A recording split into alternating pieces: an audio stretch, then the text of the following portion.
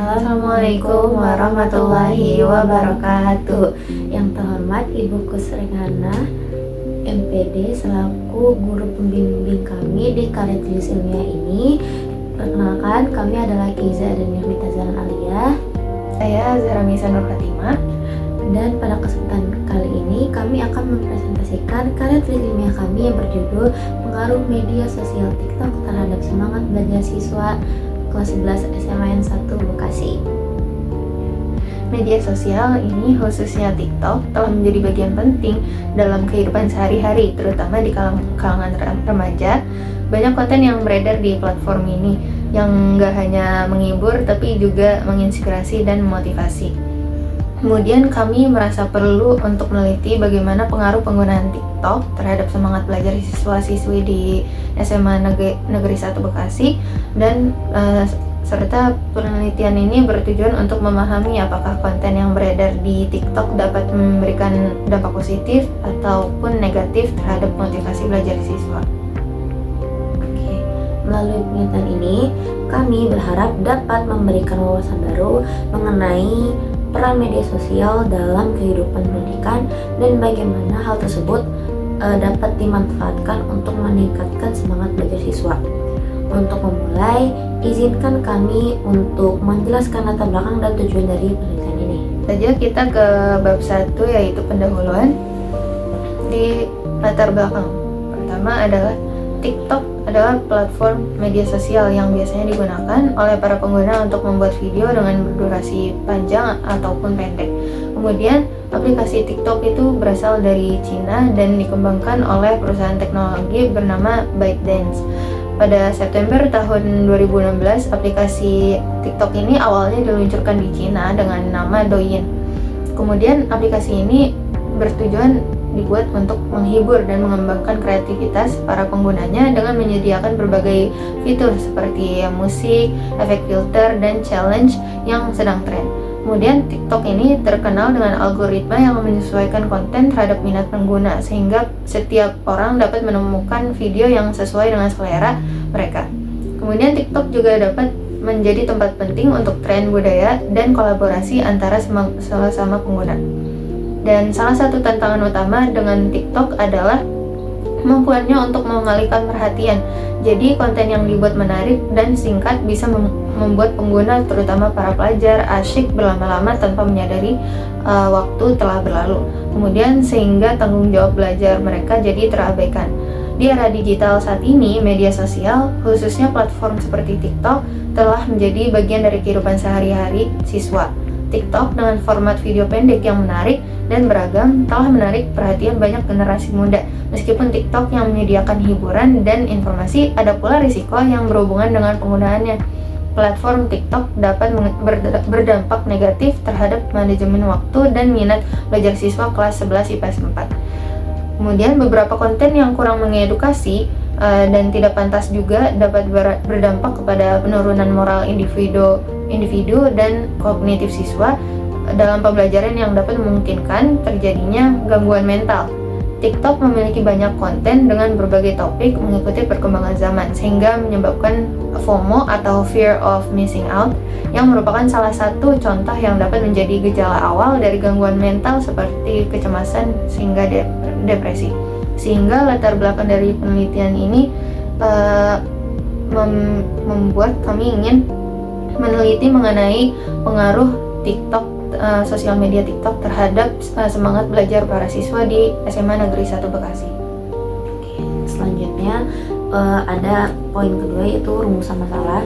Jadi di rumusan masalah untuk penelitian kami ini ada bagaimana penggunaan aplikasi TikTok dapat mempengaruhi cara sikap belajar para siswa kelas 11 IPS 4 di SMA 1 Bekasi dalam mengembangkan semangat serta motivasi untuk belajar. Lalu ada poin kedua, yaitu bagaimana tingkat kecanduan yang disebabkan oleh TikTok mempengaruhi manajemen waktu belajar siswa kelas 11 IPS 4. Lalu poin ketiga, ada faktor-faktor apa saja yang menyebabkan siswa kelas 11 IPS 4 lebih memilih mengakses TikTok daripada belajar. Selanjutnya ada poin 1.3 yaitu tujuan. Jadi tujuan kami itu yang pertama untuk meneliti bagaimana penggunaan aplikasi TikTok untuk mempengaruhi semangat belajar para siswa kelas 11 IPS 4 baik positif maupun negatif. Yang kedua, untuk mengetahui aspek psikologis yang mungkin terpengaruh oleh penggunaan TikTok seperti motivasi dan manajemen waktu belajar siswa kelas 11 IPS 4. Yang ketiga adalah untuk mengidentifikasi faktor-faktor yang menyebabkan siswa kelas 11 IPS 4 lebih memilih untuk mengakses TikTok daripada belajar. Oke, selanjutnya di sini juga ada berbagai manfaat untuk bagi penulis dalam manfaat penulisan ilmiah bagi penulis dan bagi pembaca. Yang pertama untuk penulis dulu, makalah ini diharapkan dapat meningkatkan pengetahuan dan kompetensi penulis mengenai penelitian terhadap pengaruh media sosial TikTok terhadap semangat belajar anak siswa kelas 11 IPS 4 Semansa Bekasi dalam pembelajaran. Kemudian yang kedua adalah bagi pembaca, penulisan ilmiah ini memberikan informasi yang bersifat relevan mengenai keadaan terkait generasi muda yang terpengaruhi oleh media sosial TikTok, mengenai meningkatkan kesadaran diri terhadap penggunaan media sosial TikTok yang lebih bijak, dan menumbuhkan kesadaran masyarakat untuk selalu memanfaatkan media sosial TikTok yang bersifat mendidik dan menghibur tanpa memberikan dampak negatif terhadap pengguna lainnya. Selanjutnya di bab 2 kajian teori. Di bagian pertama ini kami akan membahas pengertian media sosial TikTok. Jadi media sosial itu adalah label bagi teknologi digital yang memungkinkan orang untuk berhubungan, berinteraksi, memproduksi, dan berbagi isi pesan. Menurut B. Lewis tahun 2010. Media sosial merupakan bagian dari teknologi digital yang bermanfaat untuk tujuan berinteraksi dan bertukar informasi serta pesan kepada pengguna-pengguna lainnya. Menurut peneliti tersebut, media sosial membentuk ikatan sosial secara virtual karena menggunakan teknologi komunikasi berbentuk gawai. Individu dari berbagai belahan dunia dapat terhubung dan berinteraksi secara real time.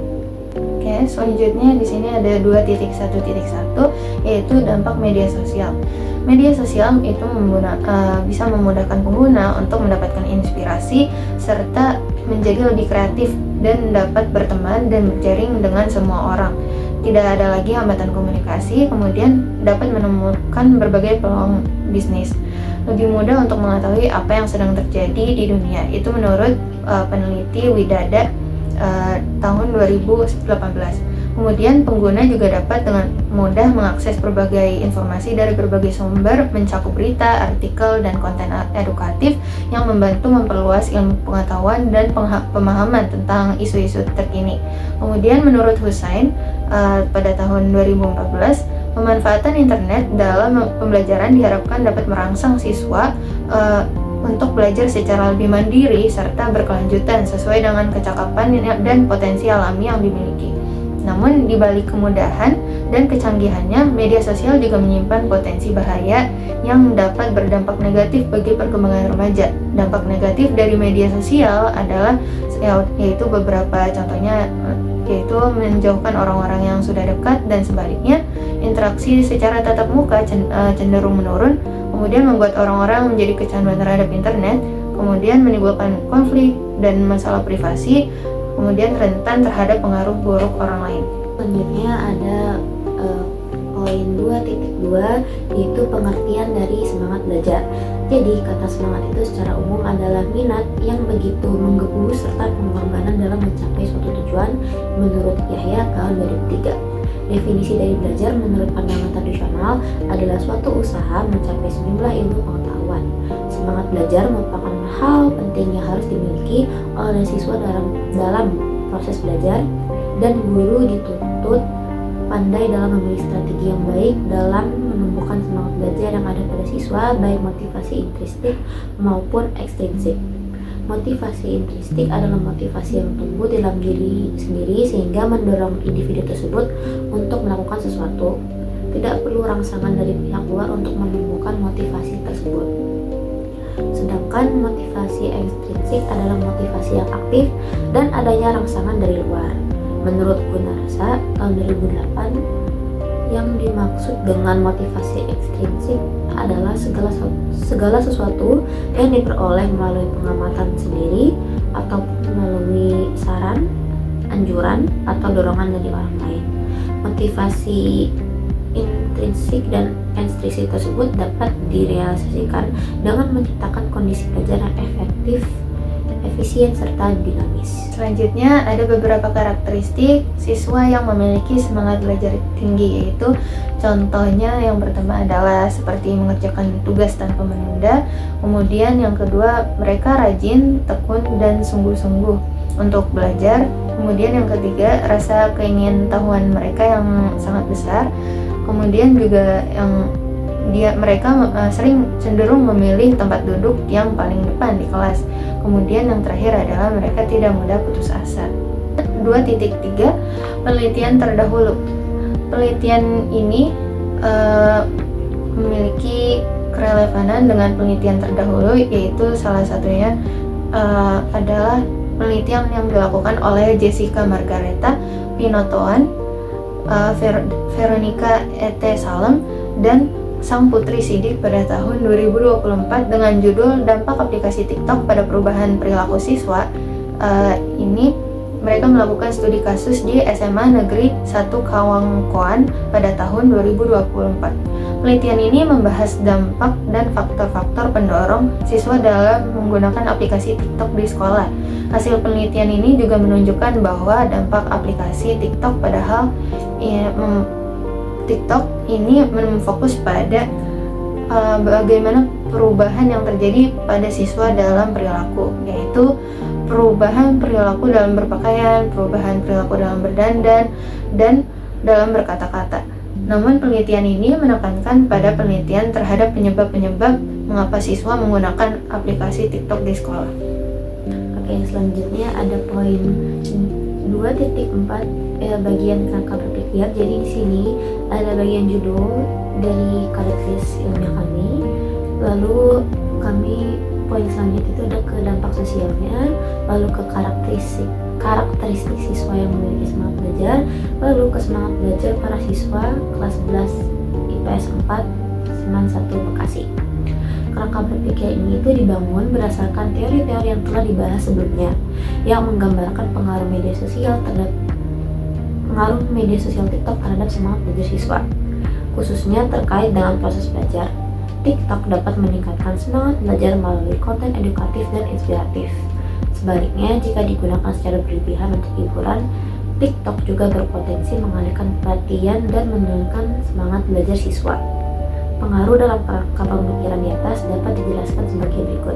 Pengaruh aplikasi TikTok terhadap semangat belajar siswa kelas 11 IPS 4 yang dinilai besarnya pengaruh terhadap minat belajar dari siswa tersebut. Minat yang disebabkan oleh penggunaan TikTok yang berlebihan akan mempengaruhi sikap siswa yang menjadi malas, tak semangat dalam belajar, dan menurunkan minat belajar para siswa. Baik, selanjutnya di sini ada bab 3 yang akan membahas mengenai metodologi penelitian. Yang pertama di sini 3.1 yaitu latar penelitian. Penelitian ini dilaksanakan terhitung dari perencanaan penelitian, pelaksanaan penelitian sampai pembuatan laporan penelitian. Penelitian ini dilaksanakan di tanggal 15 Oktober 2024 sampai dengan 26 November 2024. Kemudian dilaksanakan yaitu di lokasi SMA Negeri 1 Bekasi, terutama di kelas 11 S4 yang akan menjadi objek penelitian. SMA Negeri 1 Bekasi juga merupakan salah satu sekolah yang memiliki tingkat penggunaan TikTok yang cukup tinggi di kalangan siswanya. Sebagai sekolah dengan jumlah siswa yang besar, dinamika penggunaan media sosial termasuk TikTok tentunya mempengaruhi berbagai aspek dalam kehidupan siswa, baik itu dalam hal sosial, pendidikan, maupun perilaku belajar. Penelitian ini bertujuan untuk mengetahui sejauh mana pengaruh penggunaan TikTok terhadap semangat belajar siswa, khususnya di kelas 11 IPS 4 di sekolah SMA Negeri 1 Bekasi, serta faktor-faktor yang mempengaruhi hubungan antara keduanya. Selanjutnya ada di bagian metode dan prosedur penelitian. Jadi dalam melakukan suatu penelitian itu dibutuhkan metode khusus yang sesuai dengan apa yang ingin diteliti dan bagaimana cara pelaksanaannya. Untuk mendapatkan informasi dari sebuah penelitian, seorang penulis harus menggunakan cara dan metode yang ada agar apa yang diteliti mendapatkan data dan analisis sesuai dengan apa yang peneliti inginkan. Maka dalam penelitian ini metode yang digunakan adalah metode penelitian kuantitatif. Metode kuantitatif adalah metode penelitian menggunakan data berupa angka untuk menjawab pertanyaan penelitian dan menguji hipotesis. Baik, selanjutnya 3.2.1 yaitu menentukan judul, rumusan masalah, dan tujuan penelitian. Melalui tahapan pertama ini, penulis menentukan judul penelitian terlebih dahulu dari sebuah ketertarikan terhadap informasi pengguna TikTok di kelas 11 IPS 4 Semansa Bekasi. Setelah menentukan judul, kemudian kami mengangkat rumusan masalah penelitian yang menjadi pertanyaan ketertarikan penulis. Dari rumusan masalah tersebut, kemudian kami menyebutkan tujuan daripada keingintahuan penulis terhadap penggunaan TikTok tersebut. Selanjutnya beralih ke poin 3.2.2 bagian pengumpulan data. Jadi untuk mengetahui jawaban atas suatu rumusan dan tujuan penelitian ini, maka perlu mengumpulkan data-data yang relevan. Oleh karena itu, dalam tahap ini penulis akan melakukan berbagai cara untuk mendapatkan informasi tersebut. Di antaranya dengan melakukan observasi ke lokasi penelitian dengan mengamati segala peristiwa, memberikan angket kepada pengguna TikTok tersebut, dan mencari data dari sumber yang berkaitan. Dari kegiatan tersebut, maka penulis mendapatkan hasil dari data dan informasi yang diinginkan. Baik, selanjutnya adalah 3.2.3 yang merupakan penyajian data. Setelah diproses data, selanjutnya data diolah atau dianalisis kembali dengan menyusun atau menyajikannya dalam bentuk uraian dan dideskripsikan secara sistematis. Kemudian 3.2.4 yaitu pengambilan kesimpulan. Dari hasil pengolahan data dan proses penyajian data, secara langsung penulis akan memahami apa yang ditulis dari hasil pengolahan bahan penelitian, sehingga mendapatkan poin-poin yang penting untuk dijadikan kesimpulan sesuai dengan masalah dan tujuan dari penelitian ini. Selanjutnya ada poin 3.3 bagian data dan sumber data. Sumber data penelitian adalah subjek dari mana data dapat diperoleh. Apabila peneliti menggunakan kuesioner atau wawancara dalam pengumpulan datanya, maka sumber data tersebut responden, orang-orang yang merespon atau menjawab pertanyaan-pertanyaan peneliti baik lisan maupun tertulis. Ada poin 3.4 instrumen penelitian. Penulis berperan sebagai instrumen utama dalam menjaring data dan informasi yang diperlukan. Untuk mengumpulkan data dan informasi diperlukan pedoman pengamatan, tes, kuesioner. Untuk melengkapi instrumen yang digunakan diperlukan alat mekanik atau elektrik seperti handphone. Salah satu teknik yang dapat digunakan untuk mengetahui atau menyelidiki tingkah laku nonverbal yakni dengan menggunakan teknik observasi. Menurut Sugiono tahun 2016 halaman 229, observasi merupakan teknik pengumpulan data yang mempunyai ciri yang spesifik bila dibandingkan dengan teknik yang lain. Observasi juga tidak terbatas pada orang, tapi juga objek-objek alam yang lain. Melalui kegiatan observasi, peneliti dapat belajar tentang perilaku dan makna dari perilaku tersebut. Instrumen penelitian yang kami gunakan adalah kuesioner.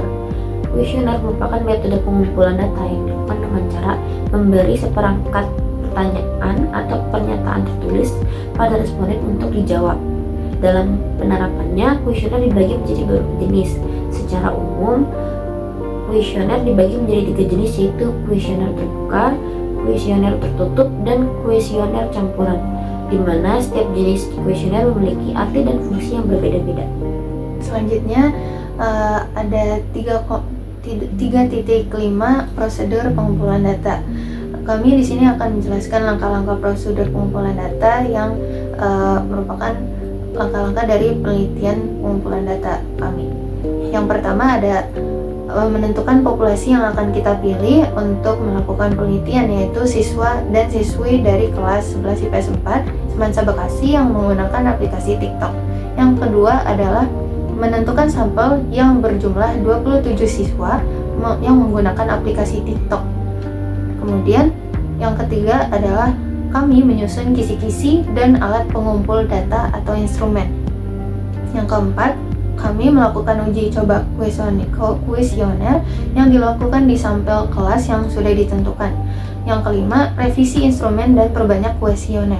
Hal ini dimaksudkan untuk memperbaiki kelemahan-kelemahan dan kekurangan dari kuesioner yang diuji cobakan setelah terlebih dahulu dikonsultasikan dengan guru pembimbing. Kuesioner yang telah diperbaiki dan disempurnakan kemudian diperbanyak sesuai dengan kebutuhan dan banyaknya responden yang ada. Kemudian yang keenam, penulis mempersiapkan tim dan alat-alat pengambilan data. Dalam penelitian ini, kami bertugas sebagai koordinator pengambilan data. Kemudian langkah yang terakhir adalah melakukan pengolahan data dan melakukan analisis atau kesimpulan terhadap hasil yang sudah didapat. Yang terakhir ada poin 3.6 yaitu teknik pengumpulan data. Proses pengumpulan data terhadap suatu penelitian yang penulis lakukan, maka harus memiliki cara atau teknik untuk mendapatkan data atau informasi yang baik dan terstruktur serta akurat dari setiap apa yang diteliti, sehingga kebenaran informasi data yang diperoleh dapat dipertanggungjawabkan. Baik, sekian penelitian yang telah dipaparkan dalam karya tulis ilmiah kami. Mohon maaf bila ada kekurangan maupun kesalahan yang terdapat pada presentasi kali ini. Kami pamit undur diri. Wassalamualaikum warahmatullahi wabarakatuh.